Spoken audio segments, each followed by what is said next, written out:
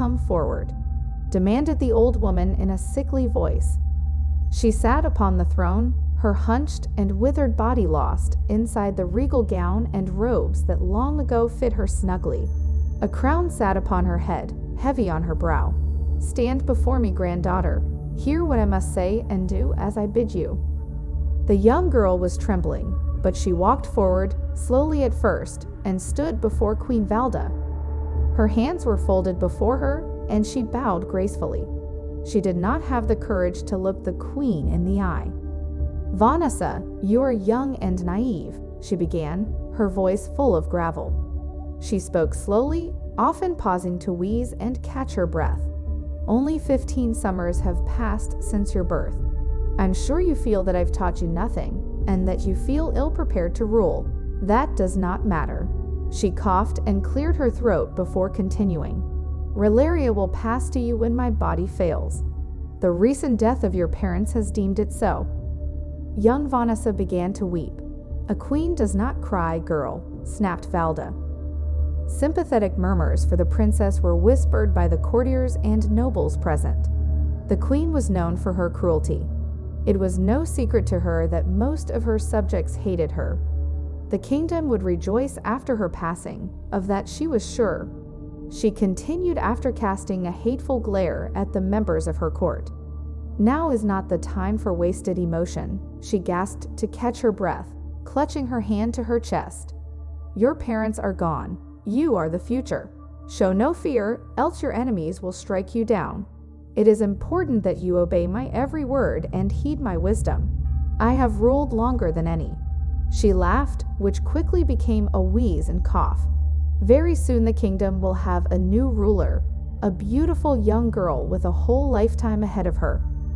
For a while there was silence in the room, but for the labored breathing of the queen. Her uncontrollable coughing racked her body violently. Unseen at this distance from her courtiers, a tear ran down her cheek. She was ready for the pain to end, for her body had lived too long. The joy of life was gone, and her golden years consisted of only misery and agony. "Climb the stairs and stand at my side, girl," she ordered after she regained her breath. "I have something for you." After the princess timidly climbed the stairs of the dais to stand beside the throne, the queen pulled a small straw doll from her robes and placed it across her lap, stroking its straw hair with her gnarled and broken fingernails. Vanessa reached for the doll on the queen's lap, and her hand was slapped violently and cruelly. The sharp sound echoed throughout the hall, and again a whisper of discontent rose from the crowd. The queen glared at her subjects hiding in the shadows of the room, and she responded angrily, doing the best to raise her voice. "Silence, you impotent dogs. If you are disturbed by my actions, then draw your daggers and come forth to slay me."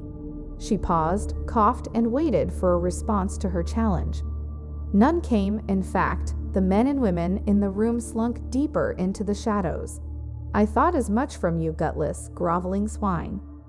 Turning her attention back to her granddaughter, who was still rubbing the welt on her hand, she lowered her voice and began to speak.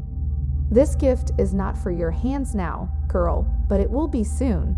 It shall remain on my lap until I pass. After, you and only you shall take the doll. You shall hold it tight and let no harm befall it. Do you understand, girl?" The princess nodded, still too terrified to look her grandmother in the eyes. "Let me tell you a little story," she began softly. "This doll has been passed down for generations in our family, from granddaughter to granddaughter for hundreds of years. Legend has it that the woman who created the doll and first gifted it to our family was a witch. She gripped her robes with her left hand and the doll with her right, as she stiffened and waited for the pain to pass. Silly, right?" The princess nodded in silence. "I do have a sort of love for you, Vanessa. I have become attached to you, more so with your mother as I knew her longer. I do regret that she had to pass. The only thing that is important now is that you take care of the doll. It must remain in the family, or misfortune will be the result. It will give you the wisdom to rule. I know you will do well when my body is dead. I know you will be a great queen, just like me." Hold it close tonight and think of your mother. It will comfort." The queen trailed off. She clutched her breast again and released a heavy breath. It would be her last. When enough time had passed and the people in the room were sure the queen was dead, the throne room erupted in relief and a celebration ensued. Before her handmaidens could shuffle her away from the dead queen, the princess reached out and snatched the straw doll from her grandmother's lap. The girl, because her eyes never left her feet, had not witnessed the eldritch wisp that escaped the queen's mouth with her last gasp of life. She was unaware that the near-invisible, swirling mist disappeared into the straw head of the ancient heirloom. She held the doll close as she was marched out of the room. Later, in Vanessa's bedchambers, servants tucked her into bed, kissed her cheeks, hugged her in celebration, and explained to her that tomorrow would be a bright new day for both her and the kingdom of Raleria.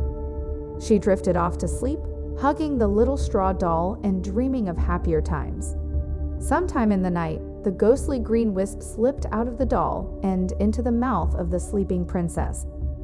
Valda opened her eyes.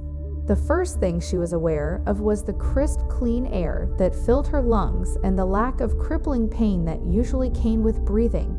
She bounded out of bed and looked at herself in the standing mirror. She took a deep breath again and smiled. She twirled in the mirror and laughed with excitement as she reveled in her newly acquired youth and beauty. Sighing in relief that the transference had worked again, she threw open the shutters and gazed down upon the kingdom she would continue to rule. She vowed to herself that those groveling insects would rue the day they whispered ill of her. She could not wait to hear what all the good folk would say about the late queen. She returned to the mirror, giggling to herself, staring for a time in awe of her new being. The skipping from one life to the next was not always without regrets.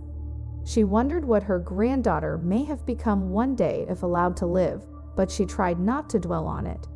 She had grown quite fond of her daughter and regretted having to get rid of her, but she preferred to occupy the more youthful body of her granddaughter.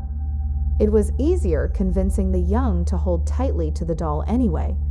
15 was old enough to rule, and those who would take advantage, thinking her but a child, would quickly regret it.